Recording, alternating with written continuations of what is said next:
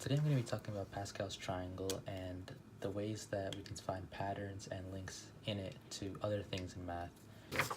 So the next pattern that I'm going to be looking at is the link between the numbers in the triangle and the exponents of 2. So if we start at the at like row 0 basically, we do 2 to the power of 0, we get 1, which is what's there. And if you add these up, 1 and 1, you get 2, so 2 to the power of 1 is 2, and it goes on throughout all of the Pascal's triangle. Next one I'm going to be talking about is the exponents of 11. So you can also see exponents of 11 found throughout each row of the triangle. So starting at row 0 again, if we do 11 to the power of 0, we get 1. We would just be looking at the digits in the actual row and just making a number out of it like that. So 11 to the power of 1 is 11, obviously. And then 11 squared is 121, so just 1, 2, 1. And that goes on until the 5th row, where we start to see 2-digit numbers. So the way we would deal with those is, so you would take the first digit of the number and add it to the digit before it to get a full number. So in this case, 5 plus 1 would be 6, and the 1 would stay the same because it's the next number is just 5. And then 0 plus 1 is 1, so it would be 1 next. And then 0, this 0 would stay the same, and then 5, and then 1. And it's the same thing for the 6th rows. And the next thing I'm going to be talking about is a pattern that you can see for the Fibonacci sequence. So the way it works is if you start at a row and you circle the first number, so that would always be 1, and then you go to the next row above it and circle the second number, and then the row above that and circle the third number, and so on for as long as you want, you'll get a number in the Fibonacci sequence that corresponds to the row that you started at. So in the case of the orange ones that I circled, I started at row 7. So basically if you go through that pattern and you add those up, you actually get 13, which is the 7th number in the sequence, because I started at row 7. Alright, now we're going to be talking about combinations. Here we have the Pascal's triangle, and how combinations work is that say you have a number of values and you need to find the number of ways you can pick 3 of those values. Say for instance we have 4 balls and we want to find the number of ways we can pick out 2 of them.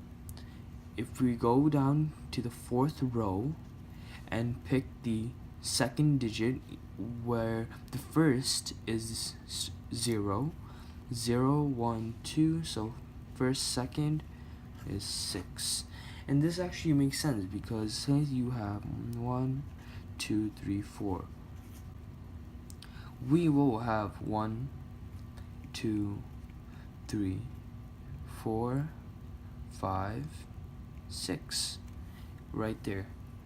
Now we have polynomials, and we can talk about the binomial coefficient. So first, to use an example, we have a plus b squared.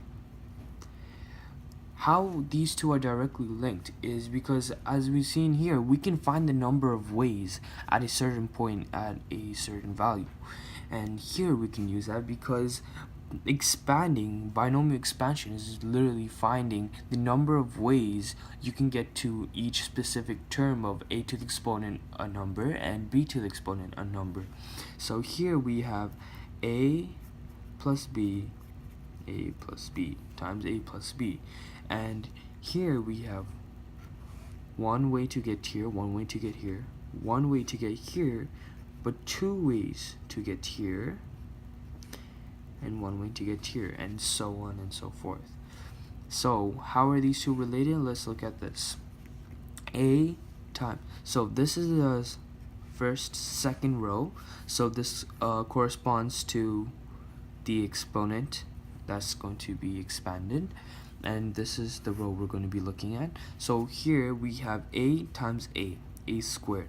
Is there any other way to get to that? No. Then we have ab plus ba plus b squared.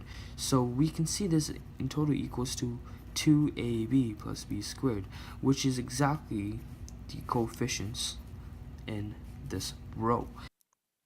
Overall, it was very interesting to look at the different links that we can find within Pascal's triangle and seeing the links to other aspects of math and how it relates to other concepts was very interesting, and that's why we believe that Pascal's triangle was discovered rather than invented by Pascal.